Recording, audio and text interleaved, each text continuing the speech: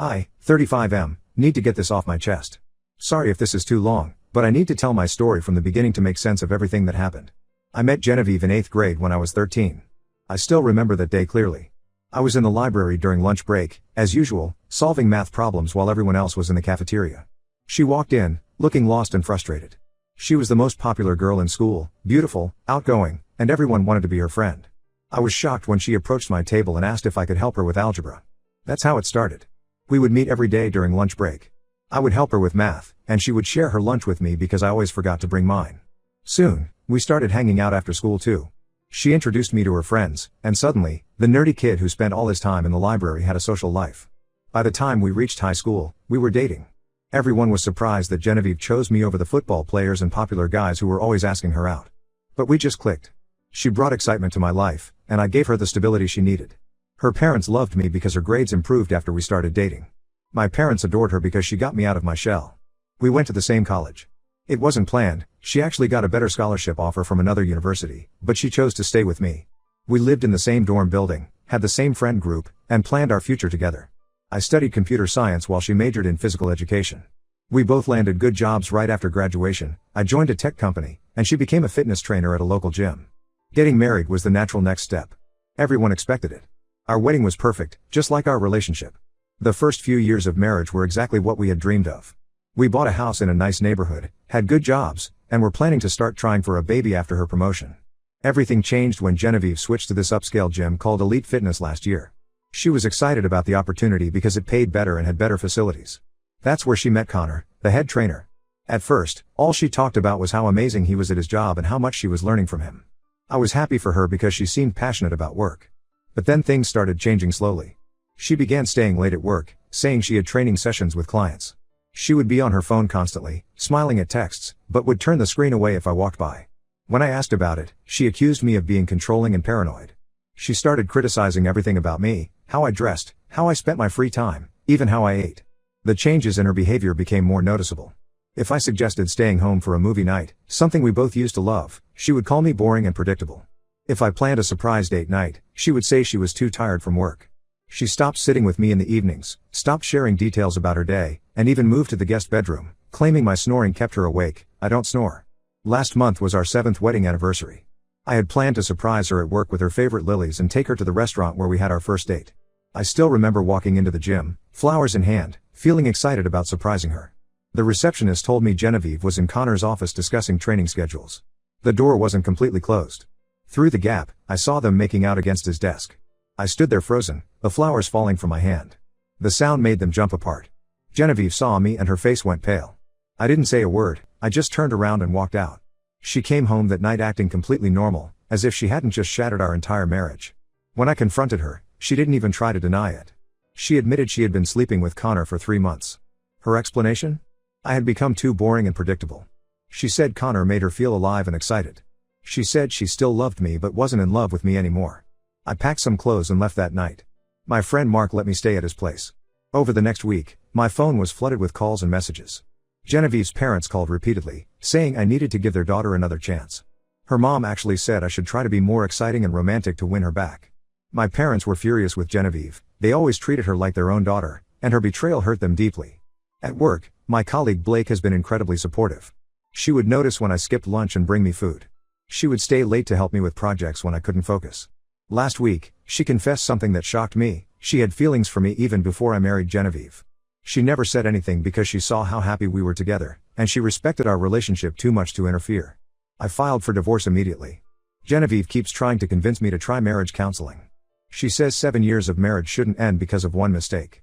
But it wasn't one mistake, it was 3 months of conscious decisions to betray me. Her parents are pressuring mutual friends to convince me to reconsider, saying marriage needs work and forgiveness. But I'm done. I don't want to be with someone who thinks it's okay to cheat just because their partner is boring. I don't want to be with someone who expects me to change my personality to keep them faithful. I deserve better than that, and maybe I've found it with Blake. She likes me exactly as I am, boring movie nights, quiet reading times, and all. I know this was long, but it feels good to get it all out. If you've read this far, thank you for listening to my story. Update 1: Things have gotten really messy since my last post, and I need to share what's been happening because it's too much to handle alone. Yesterday, I was working from home when my doorbell rang. I opened the door to find a woman I'd never met before. She introduced herself as Sarah, Connor's wife. Yes, the same Connor who was sleeping with my wife.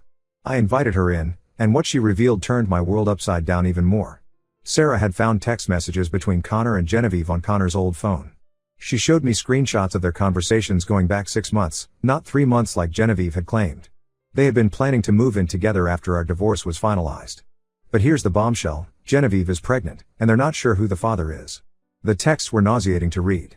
Genevieve and Connor would mock my boring lifestyle, making fun of how I preferred quiet evenings at home over parties. They joked about how I never suspected anything when Genevieve said she had late client sessions. There were intimate photos they had shared, plans they made for vacations while I was away on business trips, and even discussions about how they would break the news to everyone after the divorce. Sarah told me this wasn't Connor's first affair. Apparently, he has a pattern of targeting married women at the gym, especially those in long-term relationships. He would start by offering them special training sessions, then compliment them constantly, make them feel special and excited. He did this with at least 4 other women before Genevieve. Sarah stayed with him because of their 3 kids, but this time she's filing for divorce too. After Sarah left, I got a call from Genevieve's mother. The news of the pregnancy had reached them somehow. Her tone was completely different from 2 weeks ago. Instead of accusing me of being unforgiving, she was now begging me to take Genevieve back because there's a chance the baby could be mine. She went on about how divorce would ruin their reputation in our small town, how people would talk if Genevieve had a baby right after our divorce. I hung up mid-conversation. My parents are even more furious now. My mom wanted to confront Genevieve's parents about trying to manipulate me into taking her back, but I convinced her to stay out of it. My dad, who always treated Genevieve like his own daughter, can't even say her name anymore without getting angry. I've been spending more time with Blake lately. After work, we often go to this quiet coffee shop near our office. She's so different from Genevieve. While Genevieve always needed to be the center of attention, Blake is content just sitting in comfortable silence. She loves reading, just like me, and doesn't think my hobbies are boring. We haven't started dating yet because I want to wait until my divorce is finalized, but there's definitely something special growing between us. The situation at work has become awkward. Word got out about Genevieve's pregnancy, and now everyone has an opinion. Some colleagues think I should try to work things out with her, at least until we know who the father is. Others, especially those who know about Connor's history with married women, support my decision to leave. Our friend group has split into 2 camps. Mark and his wife, who have been our friends since college, are firmly on my side. They've cut all contact with Genevieve. But some friends, like Rachel and Tom, think I'm being too harsh by not even considering reconciliation. They keep saying that pregnancy changes everything and that I might regret not trying to save my marriage. Yesterday, Genevieve tried to corner me at the grocery store. She was crying, saying she made a huge mistake and that the baby might be mine. She begged me to at least wait for the paternity test results before finalizing the divorce. When I refused, she got angry and said I never truly loved her if I could walk away so easily. I just walked away while she was still talking. The irony isn't lost on me. She cheated because I was too boring and predictable, but now she wants that boring, predictable life back. She texted me later saying she misses our quiet evenings at home, our weekend movie marathons, all the things she used to complain about. Sarah and I have been in contact, supporting each other through this mess. We're both filing for divorce, and we've been sharing information about Connor's patterns of behavior with other gym members. Several women have come forward saying he made inappropriate advances towards them too. I'm meeting with my lawyer tomorrow to discuss expediting the divorce process. Genevieve's pregnancy doesn't change anything for me. Even if the baby turns out to be mine, I'll support the child, but I won't go back to her. I deserve someone who loves me for who I am, not someone who cheats because I'm not exciting enough. Blake has been my rock through all of this. She doesn't push for anything more than friendship, but she's always there when I need to talk or just need company. Sometimes I wonder how different my life would have been if I had noticed her feelings before marrying Genevieve. But I try not to dwell on what ifs. Right now, I'm focusing on getting through this divorce and maybe, when the time is right, starting something new with someone who appreciates me for exactly who I am. I'll update again when I have more news about the paternity test or the divorce proceedings. Update 2: a lot has happened since my last update, and things took an even darker turn than I expected. First, the paternity test results came back. Connor is the father of Genevieve's baby. When the results came out, Genevieve showed up at my apartment unannounced, crying hysterically. She said even though the baby isn't mine, we could still work things out. She talked about how she made the biggest mistake of her life and how she misses our life together. I simply asked her to leave. The divorce is almost finalized. Genevieve didn't contest anything after the paternity test results. She's letting me keep the house, and we've already divided our assets. Her parents have stopped calling me, finally accepting that their daughter ruined our marriage. Blake and I started dating last month. We're taking things slow, But it feels right in a way my relationship with Genevieve never did. There's no pressure to be someone I'm not. We can spend an entire weekend just reading books together or working on our own projects in comfortable silence. She actually gets excited about my interests instead of mocking them. But here's where things get really messed up. Yesterday, Sarah called me in tears. She had been going through Connor's laptop, looking for evidence for their divorce proceedings, when she found a hidden folder. It contained videos, dozens of them, of his encounters with married women from the gym, including Genevieve. He had been secretly recording everything and using these videos to blackmail the women into continuing their affairs. Sarah turned the laptop over to the police. They found evidence that Connor had been doing this for years at different gyms across the state. He would target women in long-term relationships, seduce them, record their encounters, and then use the videos to control them. Some women had been paying him money to keep quiet. Others, like Genevieve, were manipulated into continuing the affair under threat of exposure. Connor was arrested this morning. The police found videos of at least 12 different women on his laptop. Several women from the gym have come forward with similar stories. Some had been afraid to speak up because of the videos. The gym has fired both Connor and Genevieve, and they're facing several lawsuits from the women involved. Genevieve called me after Connor's arrest. She was sobbing, trying to explain that she wanted to end things with him months ago, but he threatened to send our families the videos. Part of me feels sorry for her, but another part remembers how she mocked me in those text messages with Connor, how she blamed me for being boring when she was choosing to cheat. Our mutual friends who had been pushing me to reconcile with Genevieve are now apologizing to me. They had no idea about the blackmail videos. Even Rachel and Tom, who were the most vocal about me being too harsh, came over to apologize.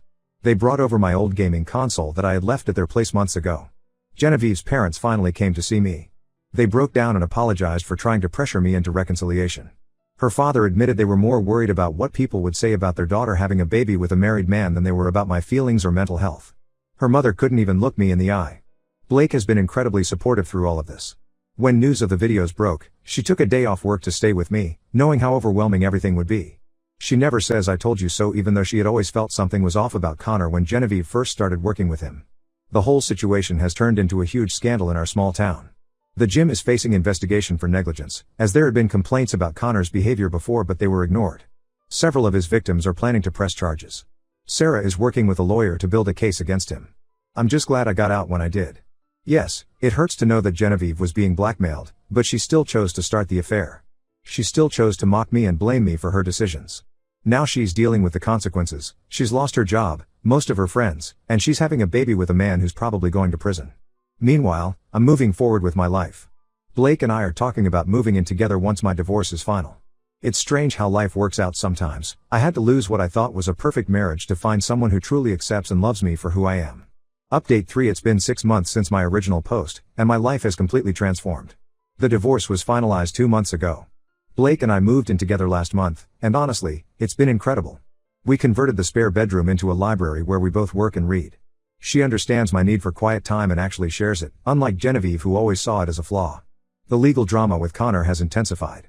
He's facing multiple charges of extortion and invasion of privacy. The police found evidence that he had been doing this at 3 different gyms over the past 5 years. More women have come forward, and now he's looking at possible jail time. Sarah has been incredibly strong through all of this. She's become an advocate for other victims and is working with a women's support group. Genevieve gave birth last week. She moved back in with her parents and left the fitness industry completely. She tried to reach out to me through Mark, asking if I would come to see the baby. I declined. The baby isn't mine, and I've moved on with my life. She's Connor's responsibility, even if he's probably going to prison. I ran into Genevieve at the grocery store yesterday. She looked tired and different, not at all like the confident trainer she used to be. She tried to talk to me, saying she regrets everything and misses our boring life together. She mentioned how she now understands the value of quiet evenings at home and stable relationships. I just walked away. I'm done with that chapter of my life. Blake and I are planning to get married next spring. It's going to be a small ceremony, nothing like my wedding with Genevieve. My parents adore Blake. My mom actually cried when we told them about our engagement, saying she finally has a daughter-in-law who truly appreciates her son. Blake's family has welcomed me warmly too. Her brother and I have become close friends, bonding over our shared love of old sci-fi movies. The gym where everything happened has shut down after multiple lawsuits. Turns out Connor wasn't the only problem. The management had been covering up complaints about him for years. Sarah won her divorce settlement, getting full custody of their kids and most of their assets. She's using part of the money to help other victims with their legal fees. Some people in our social circle still think I should have been more understanding of Genevieve's situation with the blackmail. But they don't understand that the betrayal happened long before the blackmail. She chose to start the affair, chose to mock me behind my back, chose to blame me for her decisions. The blackmail came later. My life is peaceful now. Blake and I have a routine that some might call boring. We work, we read, we cook together, we watch documentaries. But she makes me feel loved and accepted for exactly who I am. Last night, we were just sitting on our couch, both reading our own books in comfortable silence, when she looked up at me and smiled. That moment of quiet understanding meant more to me than all the excitement Genevieve said I was lacking.